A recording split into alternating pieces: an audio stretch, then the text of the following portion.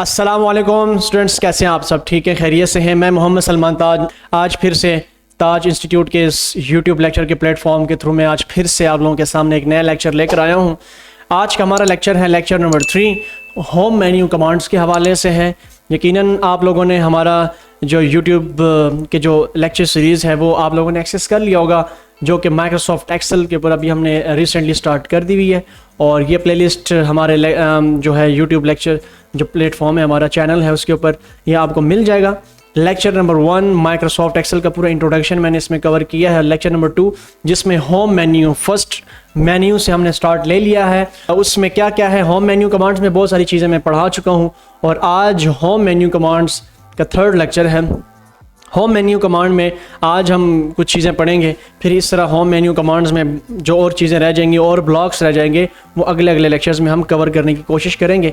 अगर अभी तक आप लोगों ने ये चैनल एक्सेस नहीं की, ये प्लेलिस्ट एक्सेस नहीं की, तो जाइए चैनल को सब्सक्राइब करें, शेयर करें और इस जो लेक्चर है, इन तमाम लेक्चर्स को फ्रॉम स्टार्ट टू एंड तमाम का तमाम आप सीखें, देखें, पढ़ें और समझें। ठीक है, इंशाल्लाह आज का हमारा जो लेक्चर है लेक्चर नंबर 3 है। ठीक है, होम मेन्यू कमांड्स। आप लोगों के सामने मैंने बताया था रिसेंटली कि अलाइनमेंट ब्लॉक में 2 चीज़ें मैंने छोड़ दी थी। मैंने बताया था कि हम होम मेन्यू कमांड्स में जो अलाइनमेंट ब्लॉक है इसमें 2 चीज़ें हैं, व्रैप टेक्स्ट और मर्ज सेल्स। ये नेक्स्ट लेक्चर में मैं आप लोगों को सिखाऊंगा। तो आज हम पढ़ते हैं व्रैप टेक्स्ट क्या है और मर्ज सेल क्या है, और इन दोनों को यूज़ करते हुए हम और रिसेंट लेक्चर्स को हम उसको यूज़ में लाते हुए जो कुछ हम सीख चुके हैं एक शीट भी बनाने की कोशिश करेंगे। वैसे इतना प्रॉपर शीट तो नहीं बनाएंगे, जस्ट मैं आप लोगों को आइडिया दूंगा कि हम किस तरह इंप्लीमेंट कर सकते हैं इन तमाम जितनी भी हम कमांड्स पढ़ रहे हैं, तो इनको कैसे इंप्लीमेंट करके एक अच्छी सी शीट बना सकते हैं। तो आइए मैं लिए चलता हूँ आप लोगों को अपने डेस्कटॉप की जानिब। यहाँ से हम माइक्रोसॉफ्ट एक्सेल को स्टार्ट करना चाहते हैं तो विंडो R और यहाँ पर एक्सेल लिखेंगे, इंटर करेंगे तो माइक्रोसॉफ्ट एक्सेल जो है वो ओपन हो जाएगा। ठीक है, और ये माइक्रोसॉफ्ट एक्सेल ओपन होने के बाद, खैर इसको तो मैं सेव नहीं करूँगा, मैंने क्या करना है कि इसको यहाँ पर हम शीट बनाने की कोशिश करेंगे। मिसाल के तौर पर मैंने यहाँ पर एक पिक्चर की फॉर्म में ये शीट रखी हुई है। आई थिंक ये आप लोगों के सामने है, एक रिपोर्ट कार्ड है। ठीक है, रिपोर्ट एकेडमिक 2022-23, ये वैसे मैंने गूगल से, ठीक है, मैंने कहा था कि व्रैप टेक्स्ट और मर्जिंग में पढ़ा रहा हूँ, तो उस हवाले से कोई मुझे इस तरह के कोई फॉर्मेट मिले, कोई शीट फॉर्मेट मिले ताकि मैं आप लोगों के सामने रख सकूँ। तो इस तरह की शीट फॉर्मेट बनाने की कोशिश करेंगे आज। ठीक है, तो ये क्या है स्टूडेंट्स, एक आप लोगों को कॉलम्स मिलेंगे, ये एक कॉलम, दूसरा कॉलम, 3, 4, 5, 6 कॉलम्स हैं। ऊपर देखें तो आपको 1, 2, 3, 4, 5, 6, 7 कॉलम मिल रहे हैं। ऊपर आपको सिर्फ कोई कॉलम शॉलम नज़र नहीं आ रहे, सिंपल रोज़ नज़र आ रही हैं। तो ये सारा क्या, ये इसके पीछे क्या कहानी है? तो ये कहानी मर्जिंग और व्रैप टेक्स्टिंग, ये जो आज हम पढ़ने वाले हैं, इसी से ही बेस करती है। ठीक है जी, अच्छा आज व्रैप टेक्स्ट क्या होता है, यहाँ पर आइए हमारे एक्सेल के इंटरफेस पे। तो यहाँ पर हमने लेक्चर नंबर 1 जो लिया था इंट्रोडक्शन, लेक्चर नंबर 2 हमने क्लिपबोर्ड, फॉन्ट और अलाइनमेंट ब्लॉक हमने डिस्कस किया था होम मेन्यू टैब के अंदर, मेन्यू कमांड्स के अंदर। मैंने कहा था कि ये व्रैप टेक्स्ट और मर्जिंग में इंशाल्लाह नेक्स्ट लेक्चर जो आज हमारा लेक्चर नंबर 3 है इसमें आप लोगों को पढ़ाऊँगा। अच्छा, व्रैप टेक्स्ट क्या है? व्रैप टेक्स्ट से की मुराद ये है, ऐसी मिसाल के तौर पर जब भी हम इस तरह का टेक्स्ट लिखते हैं किसी भी सेल में, मिसाल के तौर पर मैं यहाँ पर लिखता हूँ कि कैप्स लॉक ऑन करके ताज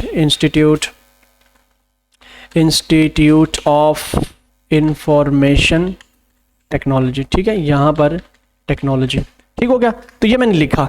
अब ये देखिए स्टूडेंट्स कि यहाँ पर एक सेल है, दूसरा सेल है, 3 सेल हैं, 4 सेल हैं, 5 सेल हैं। तो यहाँ पर 5 सेल्स में हमारा जो ताज इंस्टीट्यूट ऑफ इंफॉर्मेशन टेक्नोलॉजी का जो पूरा वर्ड है, ये पूरा जो सेंटेंस है, ये यहाँ पर आ चुका है। अब ये देखिए कि यहाँ पर एक सेल से निकलकर दूसरे सेल में, मतलब दूसरे कॉलम के बी कॉलम के उस बी कॉलम के पहले सेल में, ठीक है, और सी कॉलम के पहले सेल में, डी कॉलम के पहले सेल में और इसी तरह ई कॉलम के फर्स्ट सेल में, ये ठीक है, वहाँ पर ये इम्प्लीमेंट हो चुका है।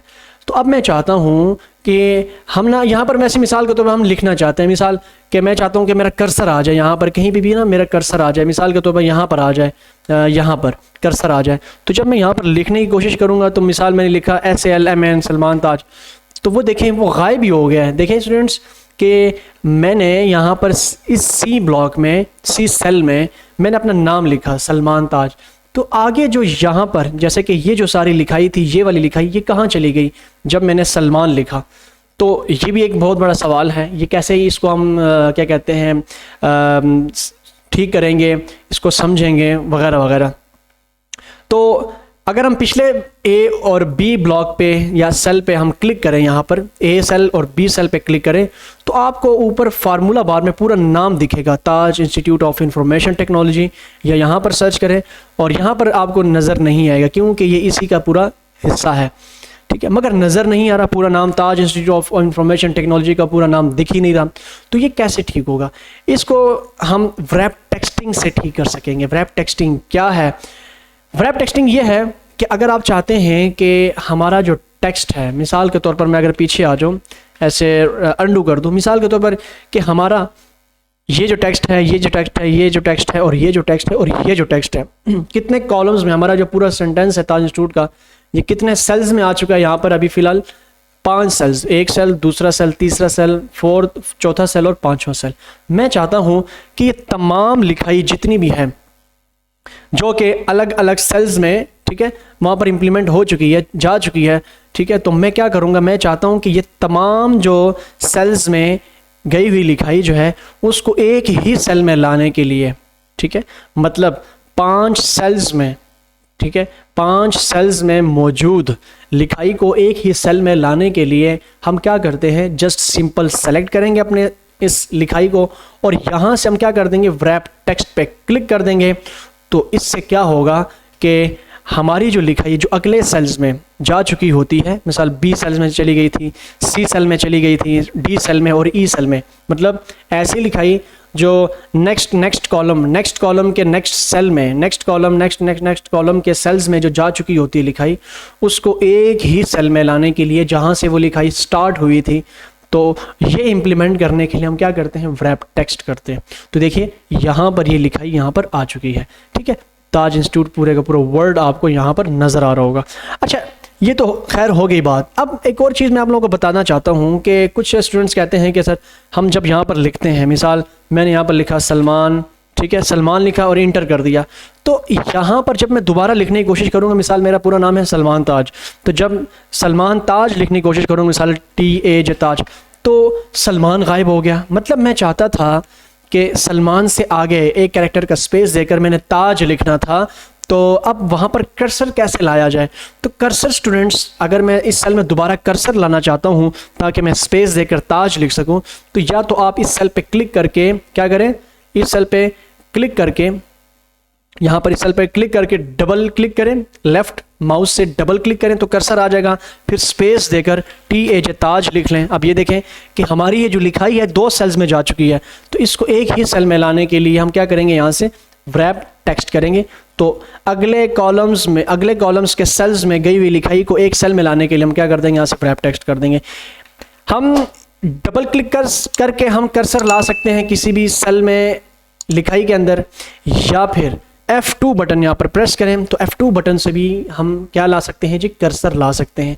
या तो हम यहाँ पर लिखें I am लिखें, दोबारा कर्सर लाना चाहता हूँ तो डबल क्लिक करें या फिर F2 प्रेस करें तो कर्सर आ जाएगा सेल के अंदर, ताकि आप I am सलमान, ठीक है, आप उससे आगे लिख सकें। ठीक हो गया।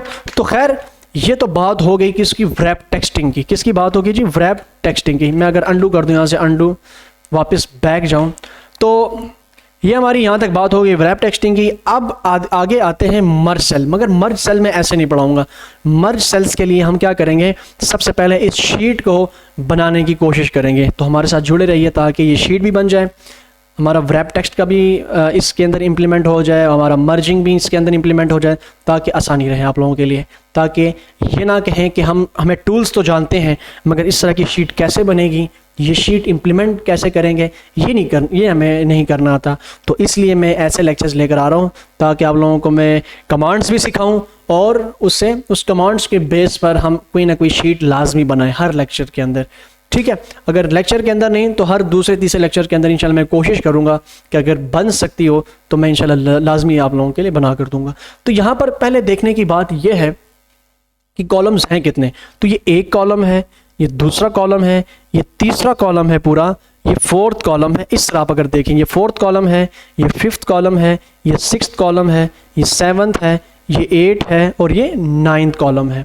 ठीक है, तो हम जाएंगे इंसर्ट में।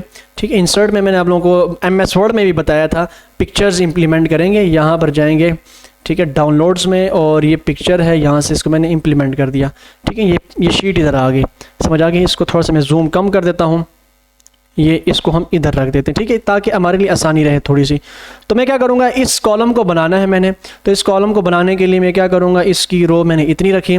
अच्छा, इस कॉलम को, दूसरा कॉलम जो है, इसको मैं बनाना चाहता हूँ, इसको थोड़ा सा मैं बड़ा कर देता हूँ। ठीक है, अच्छा, इस कॉलम को मैं बनाना चाहता हूँ, तो इस कॉलम के लिए मैंने विड्थ इतनी रखी, समझ आ गई। अच्छा, इस कॉलम को बनाना चाहता हूँ, तो इस कॉलम के लिए भी मैंने विड्थ इतनी ही रखी, थोड़ी सी बढ़ा देते हैं विड्थ। ठीक है, अच्छा, इस कॉलम को बनाना चाहता हूँ, मतलब ये कॉलम यहाँ से शुरू हो रहा है, यहाँ पर ख़त्म हो रहा है, मतलब ये एक कॉलम है, तो इसके लिए मैंने विड्थ थोड़ी सी बढ़ा दी।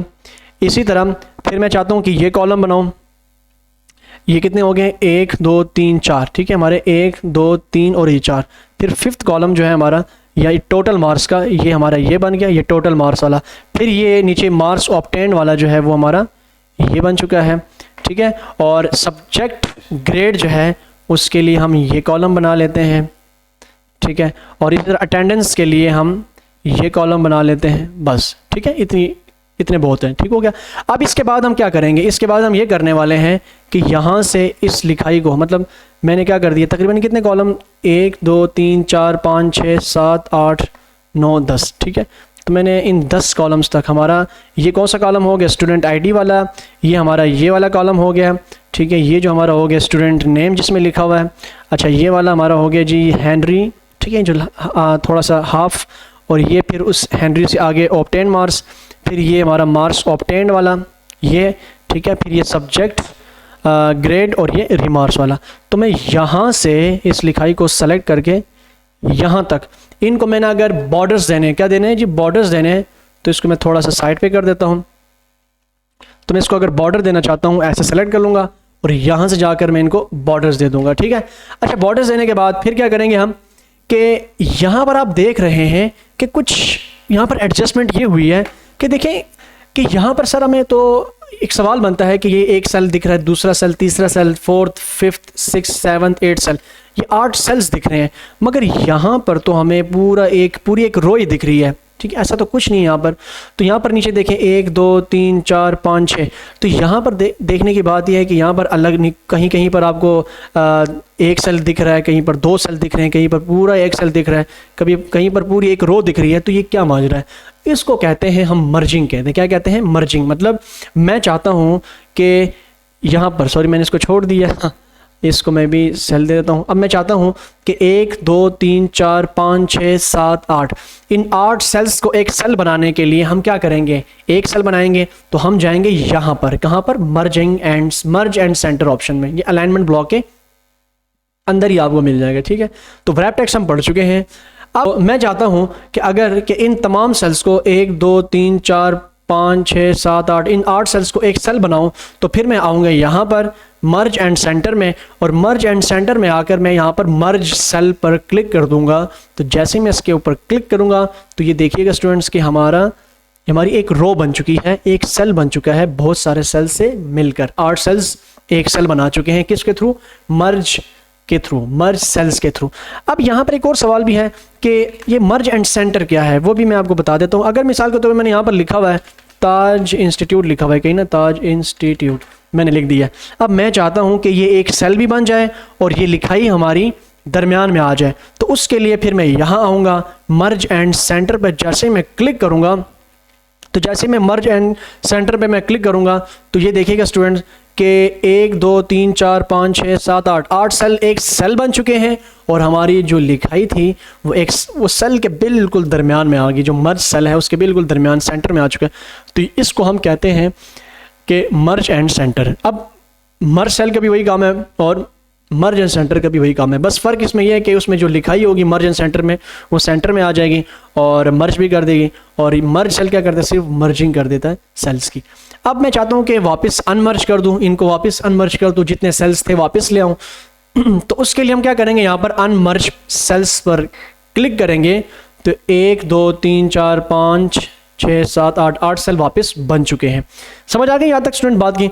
तो हम इनको वापस क्या करेंगे, यहाँ से मर्ज सेल्स कर देंगे और वापस अनमर्ज सेल्स कर देंगे। अब मैं चाहता हूँ कि इनको अलग अलग, मिसाल यहाँ पर कितने मुझे दिख रहे हैं, यहाँ पर मुझे 3 रोज़ दिख रही हैं, 3 रोज़ दिख रही हैं। तो मैं चाहता हूँ कि यहाँ पर जो आपको, खैर इसको मैं मिटा देता हूँ, ठीक है। अब मैं क्या चाहता हूँ कि ये जो आपको जो एक ये कॉलम्स दिख रहे हैं, ठीक है, ठीक है, एक ये रो दिख रही है, अब ये रो दिख रही है।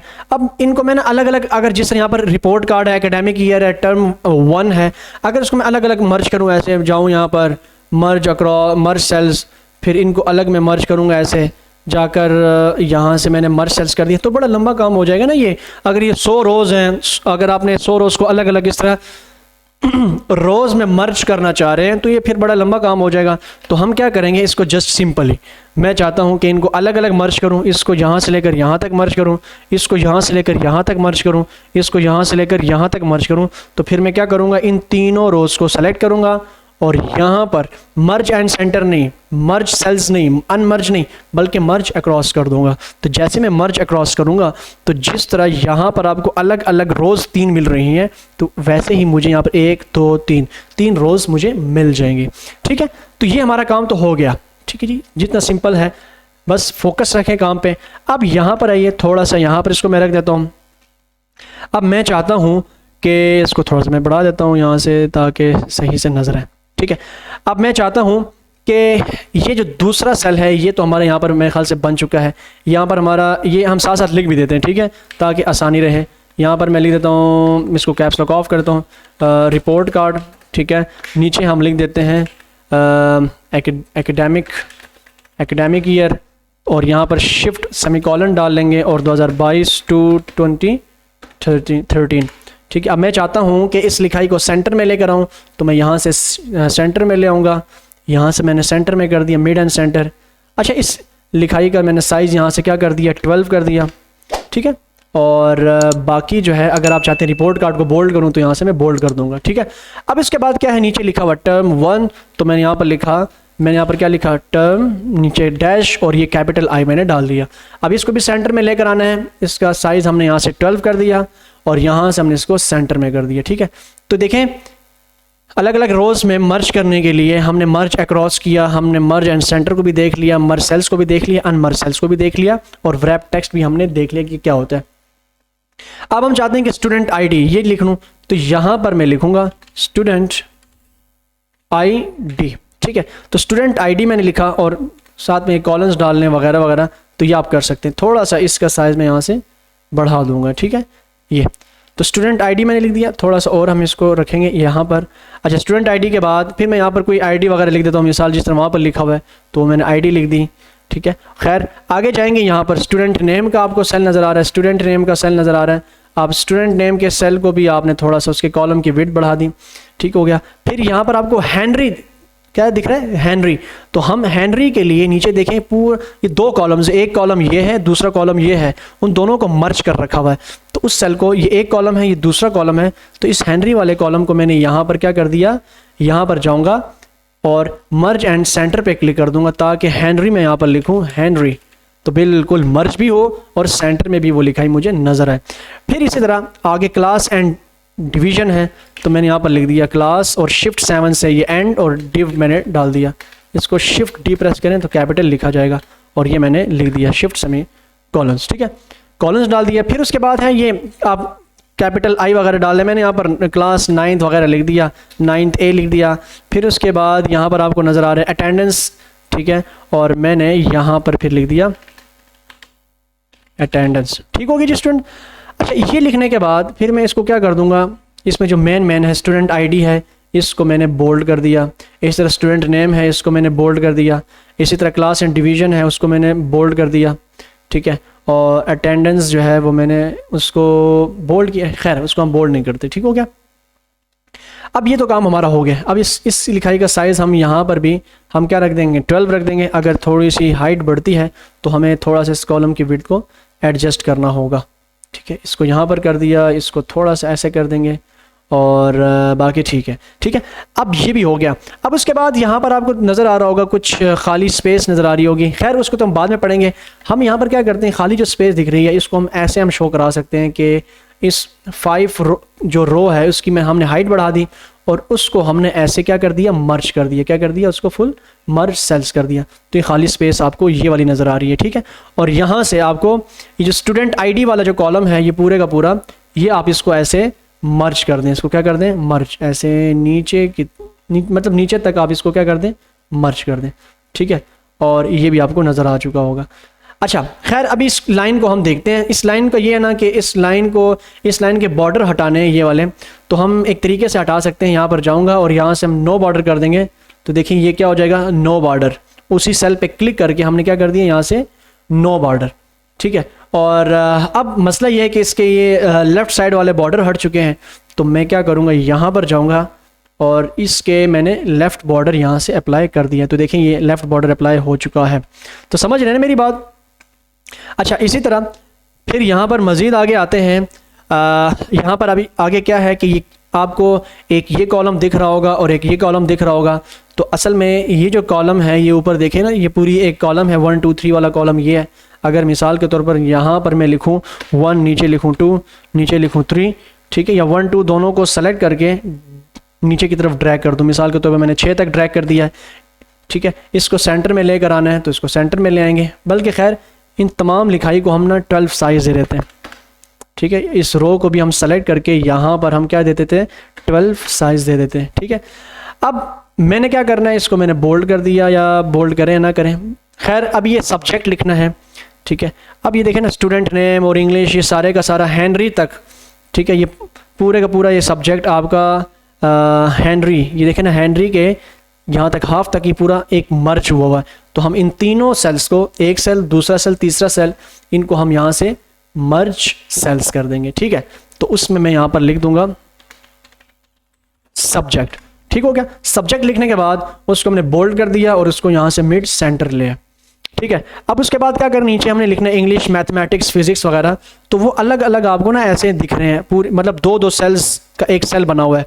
तो मैं इसको अलग अलग अगर मर्ज करना शुरू कर दूं, मर्ज एंड सेंटर, तो बड़ा लंबा काम हो जाएगा। मैंने अभी क्या बताया कि तमाम रोज़ को, कॉलम्स को सेलेक्ट करें और आप अलग अलग रोज़ बनाना चाहते हैं, मर्ज करना चाहते हैं तो मर्ज अक्रॉस पे क्लिक करें। तो ये देखें अलग अलग रोज़ में ये मर्ज हो जाएगा, ठीक है जी। 2 सेल्स थे, अलग अलग एक एक रो बन चुकी है, ठीक है, अलग अलग रो बन चुकी है।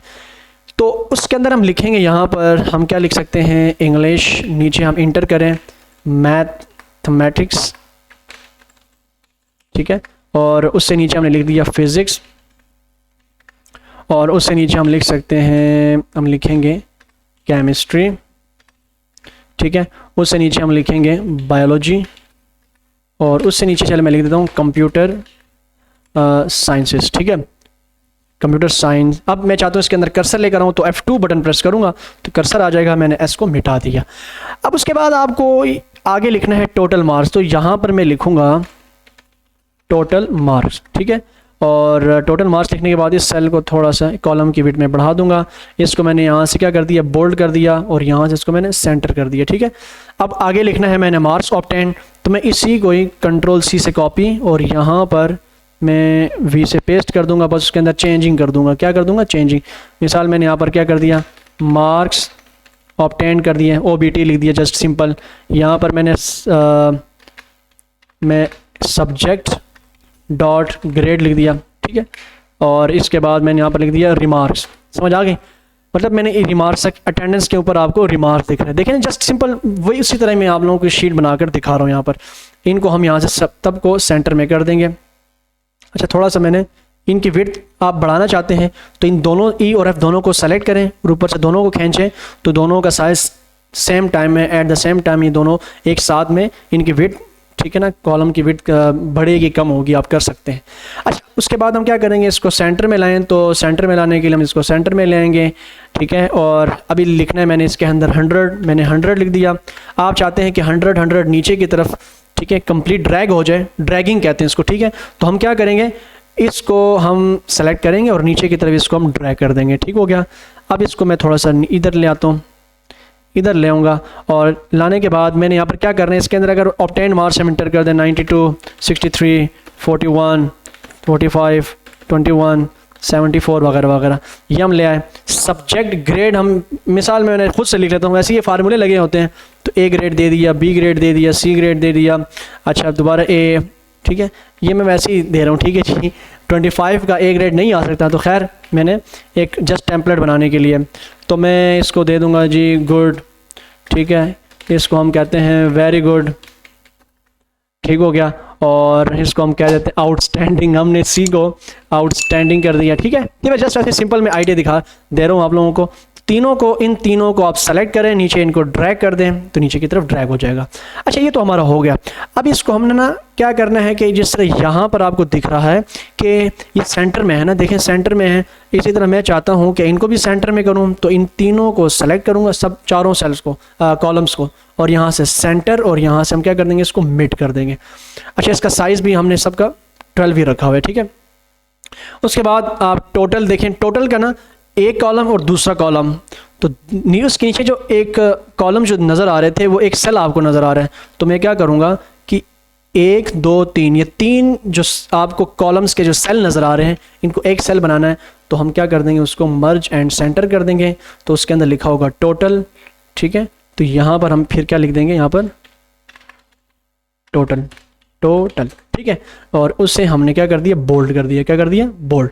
अच्छा टोटल के बाद फिर यहाँ पर 600 और 506, तो हम क्या करेंगे, इधर हम लिख देते हैं 600 और यहाँ पर लिख देते हैं 506 वगैरह वगैरह, और इसको भी हम क्या कर देंगे, बोल्ड कर देंगे और सेंटर में ले आएंगे, और ये आगे 2 सेल्स हमारे, ठीक है, वैसे यहाँ पर रह जाएंगे। अब उसके बाद क्या है कि कुछ नहीं दिख रहा, बस यहीं तक कॉलम्स थे, रोज़ थी, तो मैं क्या कर देता हूँ कि इसको सेलेक्ट करके ऐसे, अभी जो तरीका मैं बता रहा हूँ आप लोगों को, ठीक है, तरीके बहुत हैं इनको हटाने के लिए, इनको सेलेक्ट करके मैं नो बॉर्डर्स कर दूंगा, ठीक है। अब देखें इनका नीचे बॉटम वाला बॉर्डर हट चुका है, तो इनको सेलेक्ट कर दूंगा और वापस जाऊंगा बॉर्डर्स में, और यहाँ से बॉटम बॉर्डर पे टिक लगा दूंगा, तो देखें बॉटम बॉर्डर इसका आ जाएगा। अब क्या करना है, चलो तो मैंने बता दिया आप लोगों को। अब क्या करना है, करना ये है कि अब ना इसका ये हटाने या हटाना नहीं है, आपकी मर्ज़ी, खैर हटा दे तो तब भी अच्छा, ना हटाए तो तब भी अच्छा है। तो मैं इनको ना एक बाउंड्री में बना देता हूँ, मिसाल मैं चाहता हूँ कि ये पूरी एक बाउंड्री बन जाए वैसी, इसको मैं सेलेक्ट कर देता हूँ यहाँ तक, ठीक है, और चल इनको मर्ज कर देते हैं, ऑल बॉर्डर्स कर देते हैं, और इनको हम यहाँ से मर्ज सेल्स कर देंगे ताकि, ठीक है, और इसका मैं लेफ़्ट बॉर्डर हटा देता हूँ, ठीक है, लेफ़्ट बॉर्डर मैंने इसका नो बॉर्डर कर दिया, ठीक है, और जस्ट सिंपल हम इसका बॉटम बॉर्डर लगा देंगे, यहाँ से बॉटम बॉर्डर, और यहाँ से भी हम इसका राइट बॉर्डर यहाँ से लगा देंगे, ठीक है, और इस रो का हम बॉटम बॉर्डर यहाँ से लगा देंगे। तो मेरी बात समझ गए, तो एक बाउंड्री सी बन चुकी है, देख लीजिए, ये ऐसे आउटस्टैंडिंग, ठीक है। तो ये देखें हमने इसी की एक कॉपी बना दी। नीचे खैर चल मैंने ग्रेड ये नहीं लिखा, ये किसी और दिन इंशाल्लाह जब हम आगे मज़ीद पढ़ेंगे तो उसमें डिस्कस करेंगे। अब क्या रह गया कि हम चाहते हैं कि इसके अंदर हम कलर शलर्स फिल कर सकें, तो हम कलर्स भी यहाँ से फिल कर सकते हैं। मिसाल मैं यहाँ से गया और यहाँ से अच्छे अच्छे कलर मिल जाते हैं। अगर आपने ना यहाँ से कोई अच्छा कलर, अगर आपको मोर कलर्स चाहिए तो कस्टम में जाइए, RGB रखें, यहाँ पर RGB रखें, और यहाँ पर जाइए कोई अच्छा सा कॉलम कर, जो कलर है वो ख़ुद से आप बना लीजिए। देखें नीचे ये आप कलर बना सकते हैं, ठीक है, ये मैंने ऊपर नीचे कर दिया, ओके कर दिया, और ये कलर इसके अंदर आ चुका है। अब मैं चाहता हूँ कि यही डिज़ाइनिंग जो है वो क्या करना है कि इसमें भी पेस्ट करूँ। मिसाल टर्म 1 पे, तो इसको मैं सेलेक्ट करूँगा, फॉर्मेट पेंटर पे क्लिक करूँगा और इस पर जाकर पेस्ट कर दूँगा। इसका जो कलर का, जो फ़ॉन्ट का जो कलर है वो मैंने क्या कर दिया, ठीक है, थोड़ा सा मैंने येलो कर दिया। बाकी टर्म 1 का मैंने यहाँ से ये कर दिया, और बाकी एकेडमिक ईयर को मैंने थोड़ा सा सिंपल रखा